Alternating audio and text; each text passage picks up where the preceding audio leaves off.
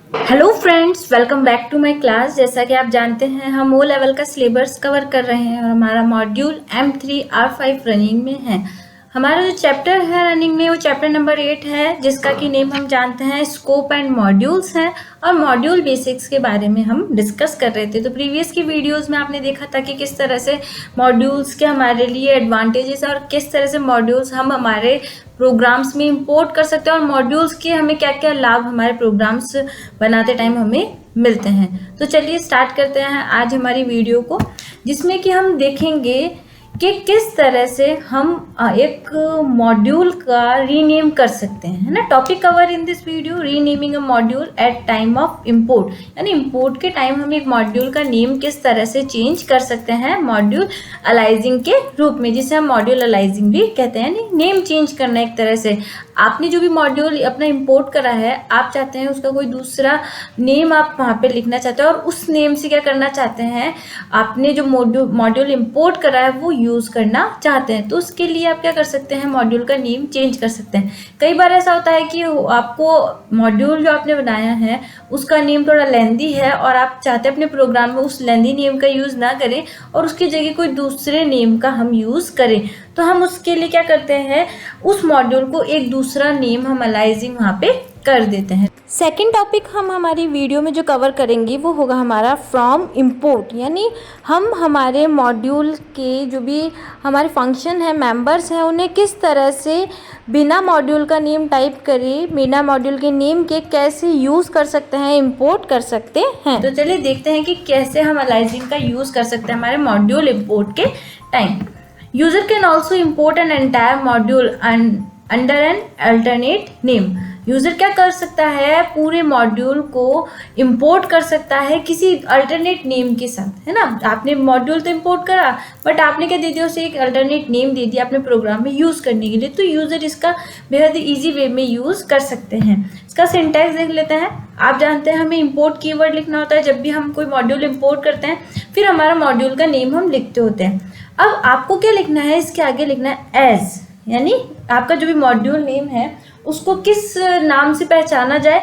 आपने यहाँ पे लिख दिया एज और जो भी नाम आप देना चाहते हैं इसको न्यू, वो नेम आप यहाँ पे नोट कर देंगे। चाहे जो भी वेरिएबल आप देना है, जो भी नेम आपकी इच्छा हो आप वो यहाँ पे दे सकते हैं। एक एग्जाम्पल देख लेते हैं। एग्जाम्पल, हमने हमारा कीवर्ड लिखा इंपोर्ट और यहाँ पे लिखा हमने हमारे मॉड्यूल का नेम, जो भी हमने मॉड्यूल की नेम से फाइल सेव करी थी उस फाइल के नेम को, उस मॉड्यूल के नेम को हमने यहाँ लिख दिया एज ई। फॉर एग्जाम्पल हमने ई नाम से क्या दे दिया, उसको दूसरा अल्टरनेट नेम दे दिया। तो एज ई यहाँ पे आपका उस मॉड्यूल का अल्टरनेट नेम होगा।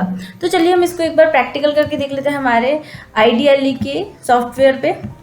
आप जानते हैं प्रीवियस की क्लास में हमने देखा था कि यूजर डिफाइंड फंक्शन का हमने यूज़ करा था, ऐड करके हमने फंक्शन बनाया था और उसमें हमने डिटेल्स दी थी कि अगर ऐड फंक्शन को कॉल किया जाए तो कौन से स्टेप्स वर्क होंगे। तो वो स्टेप्स हमने यहाँ दिखे थे कि अगर ऐड फंक्शन को कॉल किया जाए तो जो भी वेरिएबल्स का डेटा है वो क्या हो जाए, प्लस होकर आर में स्टोर हो जाए और वो हमारा रिजल्ट शो हो जाए। और यहाँ पे हमने ऐड फंक्शन को कॉल कर देखा था कि सेम प्रोग्राम में हम किस तरह से ऐड फंक्शन को कॉल कर सकते हैं और हमने इस फाइल को python.py यानी इस मॉड्यूल नेम से सेव करा था। फिर जब हमने इसको रन करके देखा था तो हमें इसका आउटपुट मिल गया था और साथ ही हमने क्या करा था, फिर एक न्यू फाइल बनाई थी first.1 करके, ठीक है, first1.py करके बनाई थी, जिसमें क्या करा था, हमने इस पाइथन वाले जो मॉड्यूल है उसको इंपोर्ट करा था। इंपोर्ट करने के लिए हमने हमारा कीवर्ड लिखा था यहाँ पे इंपोर्ट और फिर हमने मॉड्यूल का नेम लिखा था पाइथन।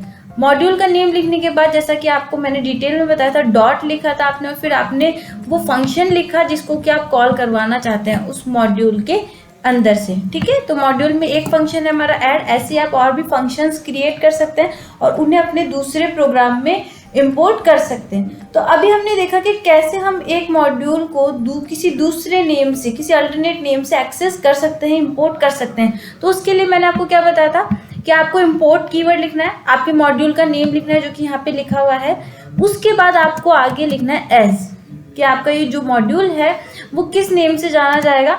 आप कुछ भी लिख दीजिए। फॉर एग्जांपल हमने लिख दिया यहाँ पे जी, कि ये पाइथन जो मॉड्यूल है उसे हमारे इस प्रोग्राम में जी नेम से पहचाना जाएगा। यानी आप कुछ भी लिख सकते हैं। जी तो मैंने बहुत शॉर्ट में लिखा है, आपका जो इच्छा हो आप अपने अकॉर्डिंग वर्ड लिख सकते हैं। फिर अब जब हम हमने यहाँ पे डिसाइड कर दिया कि हमारे इस मॉड्यूल को किस नेम से पहचाना जाए, जी से।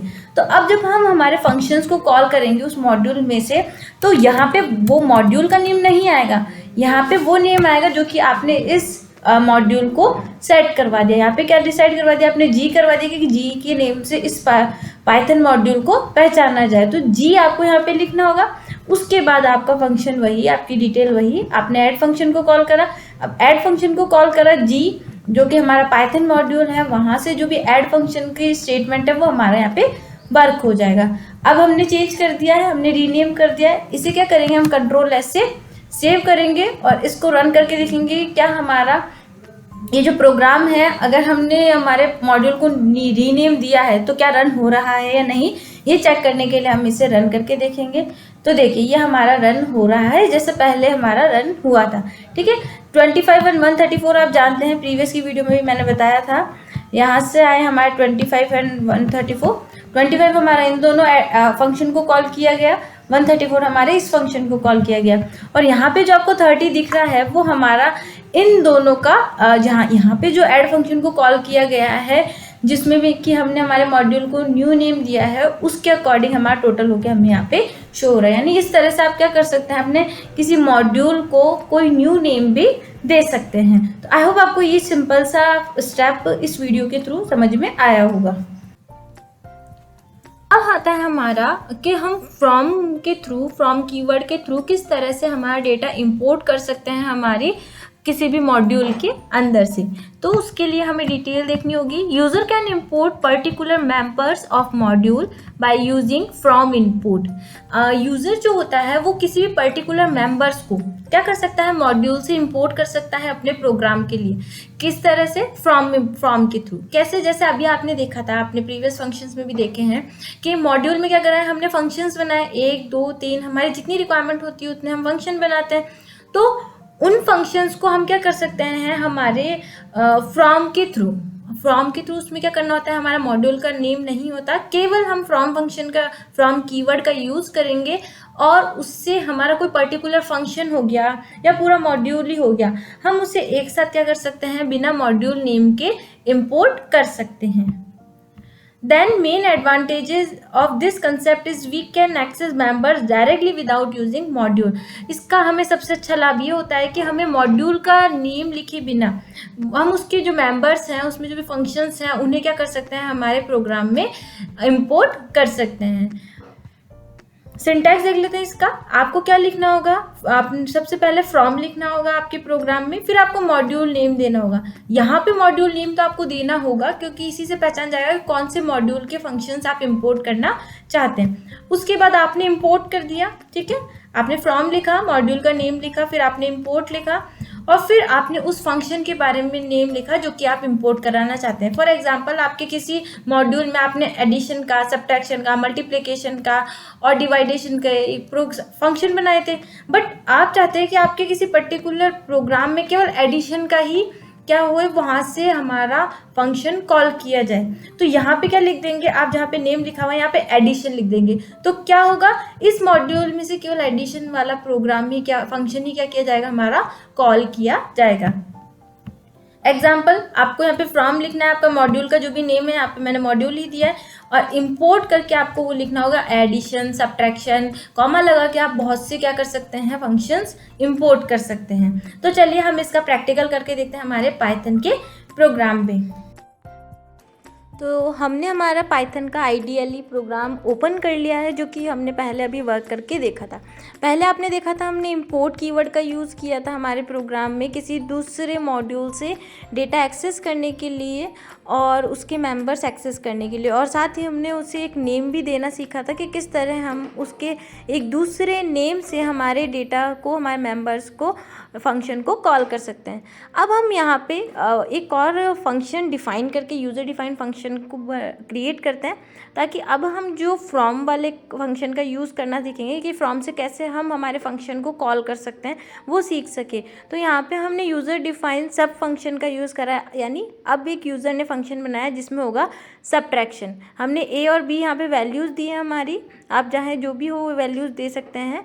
फिर हमने एक टी वेरिएबल दिया है जिसमें कि हमारे ए और माइनस बी का रिज़ल्ट स्टोर किया जाएगा। आप वैल्यूज़ अपने अकॉर्डिंग 3, 4, 5, 6 जितनी भी चाहें उतनी अपने फंक्शंस में, मॉड्यूल्स में, अपने मेंबर्स में स्टोर करवा सकते हैं। देखिए यहाँ पे अभी तक अपन सब ऐड का कर रहे थे, अब मैंने यहाँ पे एक सब्ट्रैक्शन का भी, और इसे रन करके देखते हैं। तो देखिए फर्स्ट जो हमारा 25 है वो हमारा एडिशन का रिजल्ट है, और जो 66 है वो हमारे सब यानी सब्ट्रैक्शन के फंक्शन को कॉल किया गया, फिर वहाँ पे जो भी स्टेटमेंट लिखा गया उसे फॉलो किया गया था।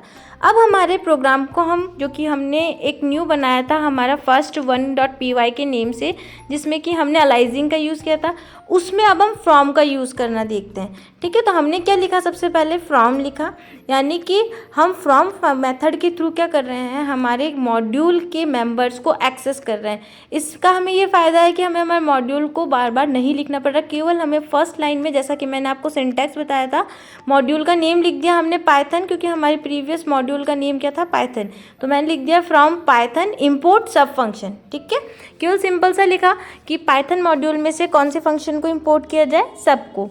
ठीक है, अब यहाँ पे मैंने एक अपने फंक्शन को कॉल करना चाहा, मैंने स्टेटमेंट ज़्यादा नहीं लिख रही हूँ, केवल शॉर्ट में लिख रही हूँ ताकि आपको केवल इसका यूज़ समझ में आए।